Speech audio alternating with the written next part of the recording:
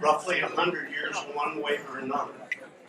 And we're looking forward to changing from this one to the new one that'll be more modern, be meeting all of our needs, and it'll be good for the next 100 years for sailors and everything else. And our discussions today will go along like that. Before we start, it's probably appropriate to bring an invocation or a request of God's guidance and help in all the future stresses and trials we anticipate. And I'd like to have Past Governor Tom Meyer come on up and help us with that. Tom? Thank you, Commodore. Let us pray. Heavenly Father, we want to thank you for allowing us to have this clubhouse. And what this clubhouse has done is helped us to develop our friendships and camaraderie. We know that a club is more than just a building. We want to thank you for keeping us safe for 100 years here. And we ask that you bless all of the workers that are going to be working on the new clubhouse, that they may be accident-free and safe for this next year. We want you to look over and bless the employees that may temporarily depart from us, and they're part of the Bayview family as well, and that they may find employment and return to us and rejoin our family when we have our new building. So we ask this in Jesus' name, amen. Amen.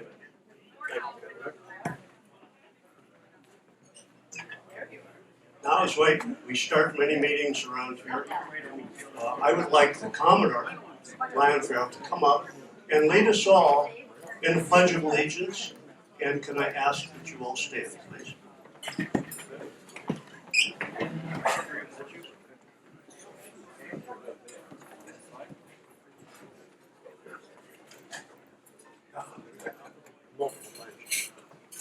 Pledge allegiance to the flag of the United States of America, and to the republic for which it stands, one nation, under God, indivisible, with liberty and justice for all.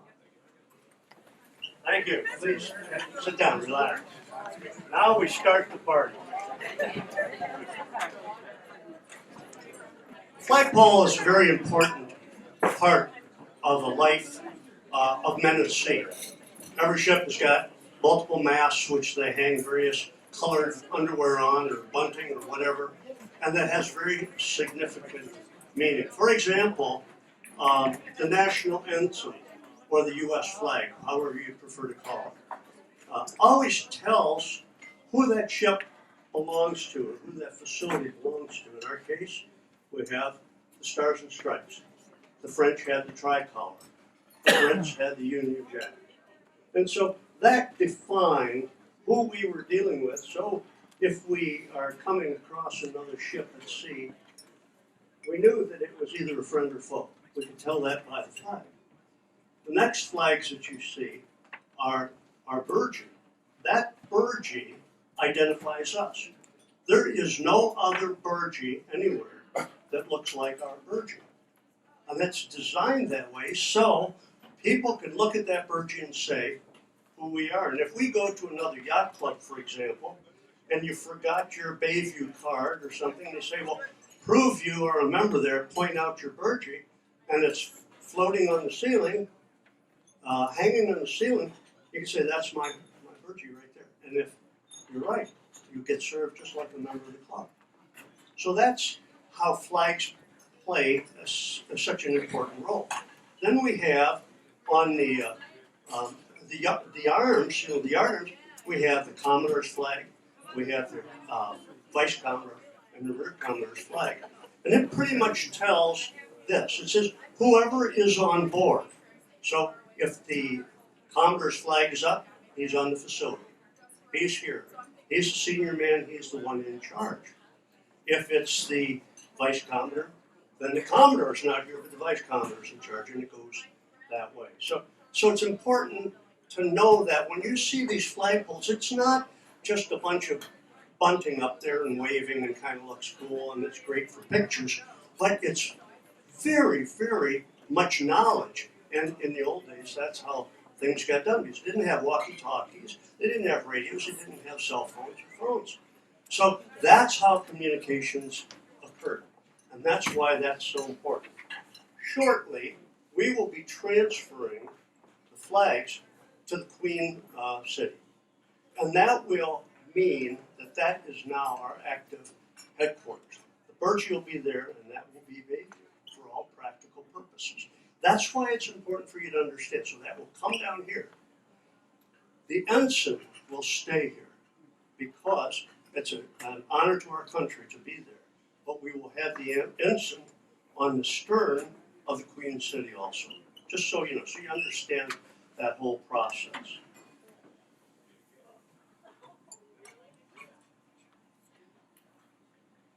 So what I'd like to is Commodore Thomas here. Haven't seen him. Oh, you're doing it. All right. Well, to take the place of our noted historian and past Commodore Greg Thomas, we have our noted other historian, Dan Padilla, who is going to tell us some tidbits about our history. Commodore?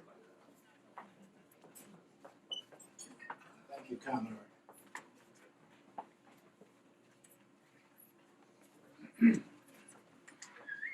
Just for the record, I can't fill the shoes of Commodore Thomas. But I do want to raise this up a little bit. So what I've put together, and I think this is from the chapter on the Bible, Rounding the Mark, which I believe Commodore Thomas actually edited and mostly wrote. But this is an interesting timeline. And it's just a timeline here of this clubhouse, not of the grounds, or particularly of every party that's been here. God knows we couldn't count those. As you all know, the club was founded in 1915. We had a clubhouse on Motorboat Lane. If you wonder where Motorboat Lane was, think Waterworks Park. Think just west of Waterworks Park, behind the old Gregory's, behind Cam Marine. That's where Motorboat Lane was. In 1927, this property was purchased. It was 1.8 acres, and it was mostly landfill from the Penobscot building and the post office. Subsequent to that, the club went and contracted for a grandiose plan for a new spar building and clubhouse in the Italianate style. And true to form, they finished the spar building and ran out of money for the clubhouse. The spar shed was completed in 1929. It's important to note that was 90 years ago. And work on a much downsized clubhouse, a cinder block clubhouse, was begun on a tighter budget. That clubhouse consisted of this room, the Mackinac room, this area right outside the Mackinac room, which was a card room, and a screened-in porch over on the side here. That was the clubhouse back then. There was no bar. Prohibition. Prohibition. Fortunately, our bar was just across the way. Most of the work done on the clubhouse was done by members. The finish work, the walls, the floors, that sort of stuff, the ceiling. And of course, surprise, surprise, in October of 1929, what happens when the stock market crashes? So the club instantly had a financial problem if they didn't already. In any event, the clubhouse was completed, such as it was, and the opening party was in May of 1930. In 1933, Prohibition ends. They had added a small little lunch or a small little sandwich shop to the side. That quickly became the new bar. Think of where the Blue Room is right now. That's where the bar was back then. In 1944, the screen porch was enclosed and became the dining room. In 1947, we had our first mortgage burning party, but I don't think it was our last. In 1950, the kitchen was expanded. In 1953, the bar was moved from the Blue Room to where it is now. Also, the Commodore's room was added upstairs. In 1957, we got the Beaver Bell, which is wrong and called you to order. Named after Carl Beaver. There's another story. Look it up on the book. In 1963, the teak paneling in this room was added, as well as the fieldstone facing on the fireplace. In 1970, the trophy room and the offices were added. In 1971, the Canada's Cup room, the room through that archway, was added. In 1982, Commodore John Pappas fixed the fireplace. I hope, Commodore, our fireplace will draw properly. This coming up next. Commodore Pappas fixed it by putting a fan in it. You can hear the fan humming right now, drawing the smoke out.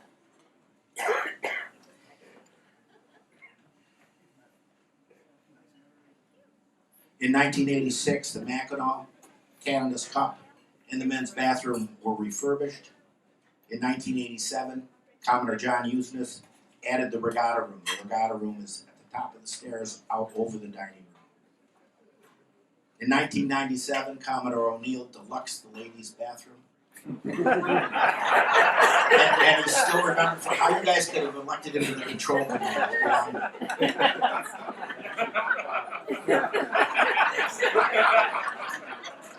In 1999, Commodore Zevin added the doorways here to the bar, going out to the patio or out to the riverfront. And in 2006, we expanded that opening, this opening, and added the door out to the patio here. So we've had a long history here of refurbishment, expansion, and it strikes me, one of the Commodores mentioned to me what a sad day today is. It's not a sad day. We're just doing what Bayview's always done, which is grow the clubhouse, grow the club. This is just another step in that direction.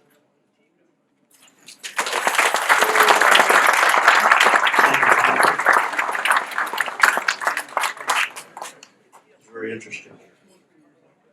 The man who has seen a good part of that is the next person I'd like to bring up now. This fella has been around the club a very long time. He brings a different perspective of how the club operates, and I think we should all hear from a real insider. I'd like to welcome up Tony Reed. He stands behind the bar so much. You might want to remember all of it, the mahogany altar. So can we get Tony up there first? Tony, you're up. You're up.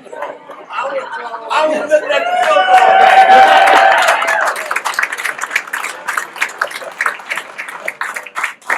Hello, everyone. Some of you might not know me. I'm Tony. I started in '73. I think they just won the Canada's Cup then.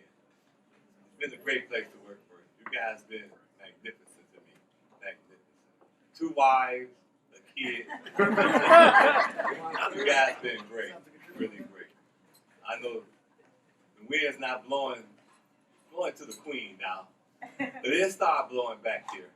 I think this place is great. You guys are great. The best sailors in the world. I mean in the world. And I don't have to say that because it's on record. The American Cup, the Mackinac, the Chicago, the Canada. I can go on and on and on. The Pineapple, the Cuban. We win them, we in them. This place has been great. I'm proud to work here. This club, when you guys win, I be like I won, like I was on the boat. So the winds is blowing to the Queen, but I think it's the right name, right? Queen City. Great, man. I keep saying Princess. Yeah, don't go by fast, guys. We'll be right back here. This club, the whole world gonna hear us. And I'm proud of this place. I'm proud to work here, and I'm hoping I can be around when we're back here. And thank you, guys.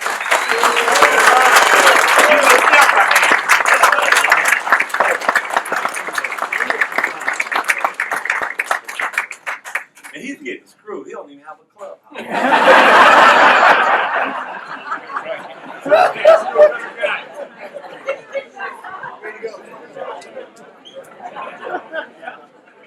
I was kind of hoping to hear some secrets, but I guess we're not going to hear the secrets now. But we have to get him a drink or something later on. We'll get that. One of the main spokes in the wheel that brought this change here at Bayview Yacht Club has been past Commodore Brad Kimball. He had to work hard at it. First off, during his year, he had to attract enough supporters, and he had to convince enough people, critics, that this was the way to go and what we needed. His role can't be measured. It can't be applauded enough. So I would like you to please welcome Commodore Kimball, and as he describes his early thoughts on how he was going to do this, how it was going to happen, how he could get through all the hurdles and have it functioning when he left office. So now, Commodore. Thank you, Commodore. Great speeches by everybody so far. And thank you for taking half of mine, because it'll make mine shorter. But anyway, you know, being on the building facilities and being on the board, you see and you hear and you pay for a lot of things to keep this club up. And I think that's pretty much was the first sign, is when you spend close to $100,000 a year just trying to keep patches on the building, and you're thinking to yourself, you know, this is inevitable. This building is old, and we need to do something a little different. And this isn't my vision, this is everybody's vision. This has been leaders before me that have tried to do this, so this is everybody getting together. It was time now, you know. I mean, it's fair to say that not seeing anything on the wall decor, it's a little sad. Everything taken down off the wall. You know, we had models, trophies on every square inch of this place. Today, it's a little bittersweet because we shut down the operations for the first time that I can remember, except for your typical power outage twice a year because of Detroit Edison. It's natural to feel a little bit of unease. We've shared a lot of memories here with family, friends, our clubhouse. You know, we've met spouses here. We've celebrated births, showers, weddings, wakes, a lot of award parties. Too many to comprehend, as Commodore Padilla once said. One of the characteristics that makes Bayview great, because it's been a faithful shelter for 75 years, at least at this clubhouse. To many of us, this is like a second home. In comparison, I think Bayview is a little bit like an old boat, one that competed and produced results that we were proud to show off to others. This boat would attract the very best crew, gain the attention of sailors, all who were involved on the shore, and all those that just wanted to look at it walking down the docks. While tough, we all know this old lady's getting a little tired. You know, just yesterday, my daughter Addison, there she is right there, was kind of had a moment where it finally hit her sitting in the dining room. She's like, I don't want baby to change. And where am I? She was pretty sad. As she knows it, she thought it would be gone. But I responded, baby's not going away. It's just getting some work done that you need to enjoy it like I did and be proud of it for everybody. Needless to say, it was a tough moment for our family. All right, moving on. I'm proud to say that we've come together and recognized the need to shore up our future. We finally are at a milestone that we can say goodbye to the old lady, but not forever. And I mean this in all sense of the words that most of you can hopefully embrace. This isn't a demolition. It's not a teardown. It's a renovation. That's all it is. AKA the 2018 Clubhouse Modernization Initiative. That's what we want to do. We're just prettying this thing up to give it to our future members and families. What has been about 2 years in the making is nothing less than another display of volunteer leadership and vision amongst everybody here. We've come together through countless hours of carefully developing a plan and to not only preserve the past, but provide a clubhouse that will continue to produce the same bond, the same memories that make Bayview special today. It was a beautiful. Let's see here. It will be a beautiful, accommodating clubhouse that will make us all proud, and it'll be a new beacon on the Detroit River skyline to showcase, to attract new blood, and to help get more sailors into a sport that needs them right now. And there's a few more bullet points here I want to talk about. You know, we'll be soon be celebrating in the same Mackinac room and that we've held our club meetings in, and parties and balls. Our ship's wheel chandelier will shine once again. We'll be drinking at the same mahogany altar that many a man told stories to Jerome and Tony that are safely sealed for eternity. You know, many other clubs have lost everything, to hurricanes, to fires, to theft. Well, we're going to bring back all the trophies, the models, and the art to adorn our clubhouse once again. We'll have open-air dining on both floors, business hoteling, conference rooms, and for everybody to use for the next generation. We'll have a grand trophy entrance utilized to gathering and telling our story. Most important, we will set our first trust on the future on the same concrete foundations that have supported our building and membership for many years. This is not a goodbye, but moreover, hold tight, sit tight, this is just an extreme makeover. See you in 2020. But until then, I'm looking forward to joining you all in the Queen City to watch our future be constructed before our eyes with all the armchair engineers and inspectors to help us build this club. Thank you.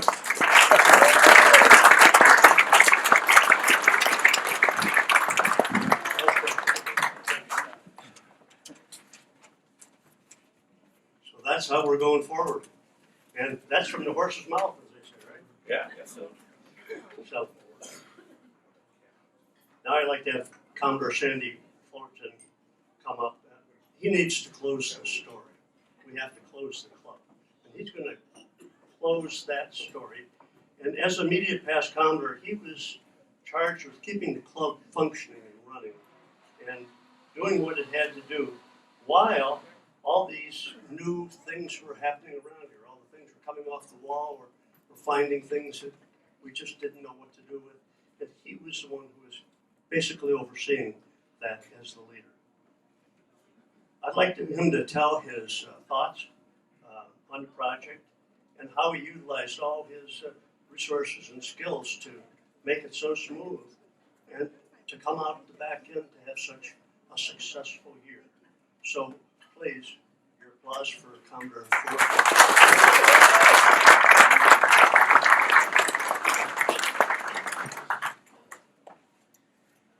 Ladies and gentlemen, it's an absolute pleasure to be here today.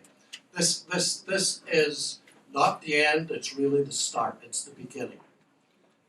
When the board and the visionaries came up with this renovation idea, I thought, wow, that's a big job. But then I looked at the earnest stares and looks in their eyes and in their heart. And I said, you know, we can do this. How the hell are we going to do it? Well, here's how we did it. We put together a team. We put together a team of individuals who were so driven with what the vision held for us, for the future of what we were going to do for Bayview Yacht Club. This is what drove us. We organized them into taking stock of every single trophy, half model, plaque, lighting fixture, cataloged it, and carefully removed them, got them packed up and put away safely. That was the first step, because those are our treasures. Then we assembled tasks of people to help organize where would we put the offices, where can we put the people that are going to stay with us? Will we bring in trailers? Will we do this? We looked at the facilities that we had, and we've rejuvenated the apartments above the dock house, and that will be our temporary offices. a young man had a vision one time. His name was Commodore Hanson Bratton. He said, I've got an idea for a temporary tughouse. We went down and looked at the Queen City and said, Hanson, you're crazy. Well, Hanson put together a team, and you can take a look at the Queen City in the next couple of days, and you will find it to be a warm, welcoming, quirky, but gathering place for Bayview Yacht Club. The team, you all know who you are. You've spent countless hours putting this together. Where are we going to go use for the heads? Well, we come up with an idea for that. We've got an executive washroom that we can use. It's a few short steps to it, but it's warm, it's clean, it's fresh, and so we've got a place to do that. There's a built-in bar that we've completely renovated. There's a dining area, a gathering place, where we can continue to weave the fabric and the stories of Bayview Yacht Club. That's part of who we are. How do we then raise the money? So we said, well, how much is it going to cost? And Brad told us, and we went, well, that's going to take a lot of work. So we engaged a team of honorary individuals who are so supportive of what we're doing. They have given freely of their treasures. We went to our members, and you have given freely of your treasures. You can see by the chart on the wall, we're getting close to where we need to go, but only 10% of you have put your hand in your pocket. So the rest of you, it's time. We need your help, and we need you to continue to add to that fabric of Bayview Yacht Club. That's what it will take to make sure that the planning that we have done, the work that we have done, will be a success and will be a legacy that we will leave, not only of who we are and what we do, but it will be for those who come after us. That, ladies and gentlemen, is good for Bayview, and what we do is for the good of Bayview. So with your help and your financial support, we will get to that closing line next year, and we will stand here and we will celebrate the work that we have done. Thank you very much. Well, we've talked about tears and smiles. That's a big smile. That's the future. Thank you very much. I think your vision is going to be very well received in another year. Believe me. Finally, I'd like to introduce our Master at Arms, Todd Jones. Todd, somewhere. There's Todd. And I'd like to introduce our Sergeant at Arms, Tim LaRiviera, Commodore Tim LaRiviera. They will go out and go to the flagpole. Remember the importance of the flagpole. And they will proceed to remove the Commodore's flags and the burgee. And the order that they will do that is that the rear Commodore flag will be brought down by Todd, by the Master at Arms, given to the, he will bring it in accompanied by the Sergeant at Arms and given to the rear Commodore. They'll go back out and do the vice, and then the Commodore, and then finally they will bring the burgee down. That in effect says now we are transferring our flag. Our flag is now going to be going. And so then, after that's all accomplished, we will be leaving out of these doors. These gents will leave, and all of you please come. Go around the building, go over to the Queen City for a very short outdoor time while the flags and the burgee are hoisted. And I think that you'll enjoy that very much. So, Master at Arms, Sergeant at Arms, please. Thank you. Also thank my assistant, Don Maxwell. And Don Maxwell, the assistant.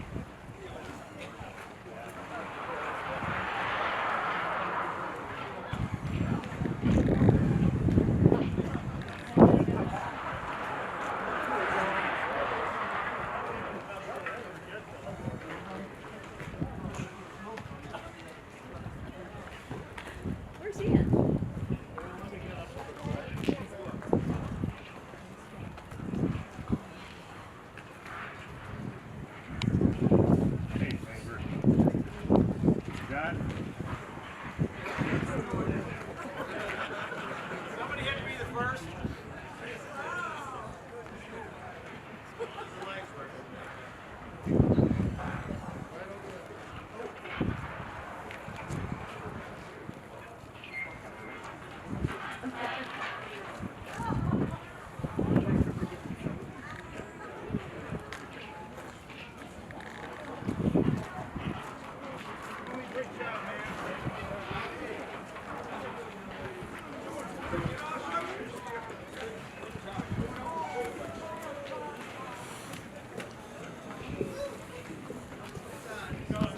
Can you hear me?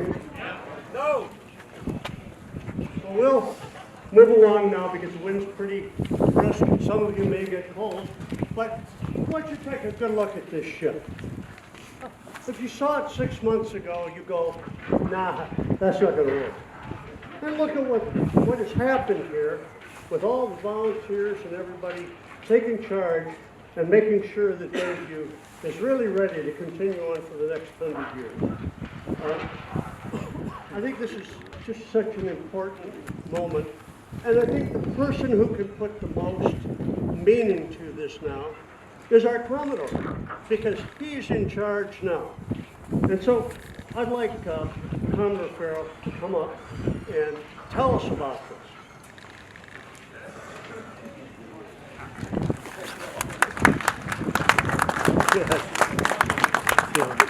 Good afternoon, everybody. I'm going to keep this fairly short because it's cold out here and I'm not feeling too hot today. Part of that reason is for those of you who were here last night, we threw one heck of a party down here. And yeah, so I'm feeling it a little bit today. But I think what the key of this, though, is it really highlights as we make this transition from the old clubhouse to the Queen City and then back to the newly renovated club. Oh, the really important part about this is it's the friends and the family and the camaraderie that we all have as a club. It's not the location, it's not the physical structure that we have. So I just hope everyone remembers that. And as we come into this year, we've got this great temporary clubhouse. It's going to really give us some opportunities for some fun, exciting new things. And as I said in my most recent article for the Sun Report, I truly hope that we come out of this as a closer membership than we went into it. Obviously, closer location here, so. I think we've got some exciting times ahead of us. So I just want to thank you all again for coming down and welcome us into the next chapter of Bayview Yacht Club's history.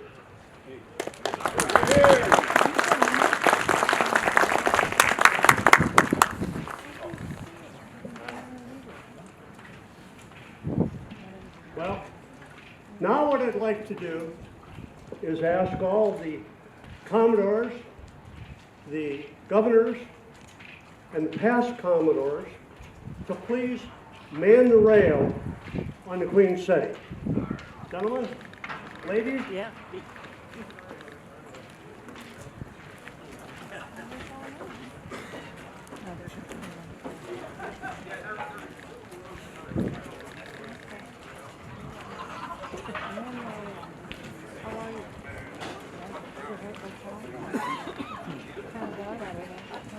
I can see across your eyes. It's not like, yeah, and I know, yeah.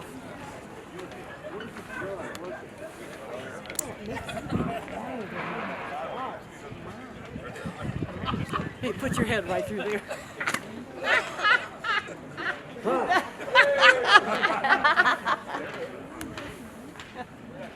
I'm going to school. Yeah.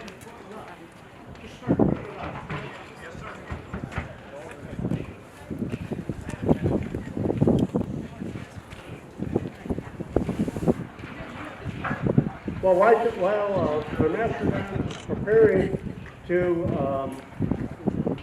get this ship ready to assume its new role, in effect what we're doing is transferring the flag, just like in a warship when it could no longer meet the needs that it was under, the Commodore or the captain would have to make a decision.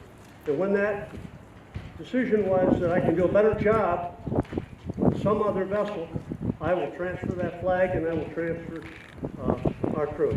So that's what we're in the process of doing here.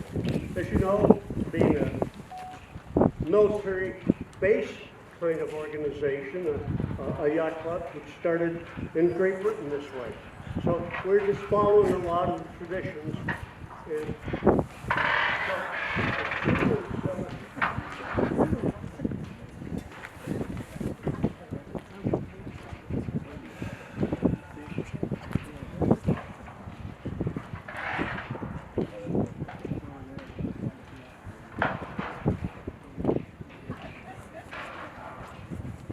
Todd hasn't worked with lines and snaps often, so it may take him a little while.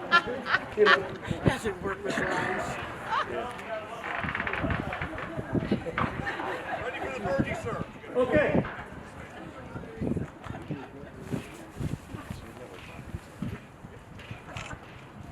All right.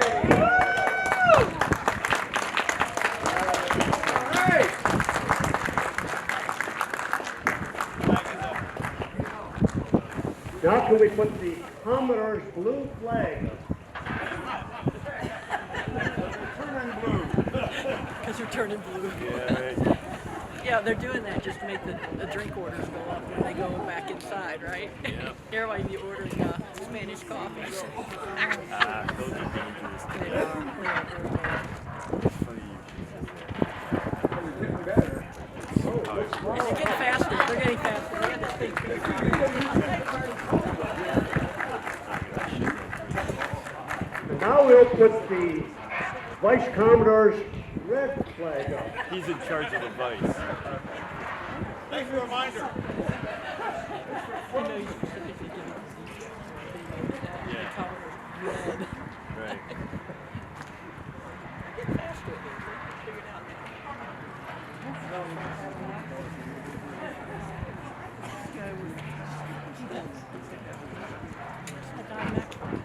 Oh shit.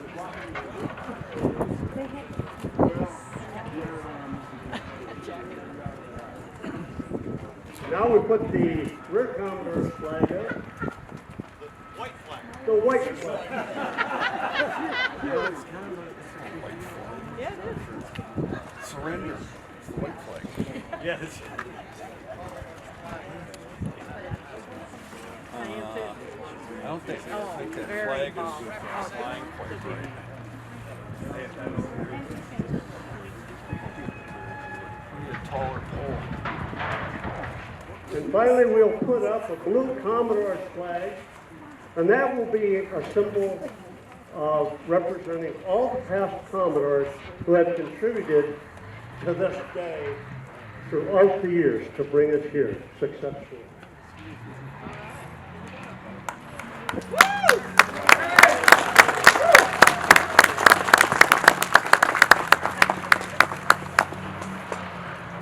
Okay, now that all the flags are properly placed, Commodores and all the governors, bring the Queen City to life.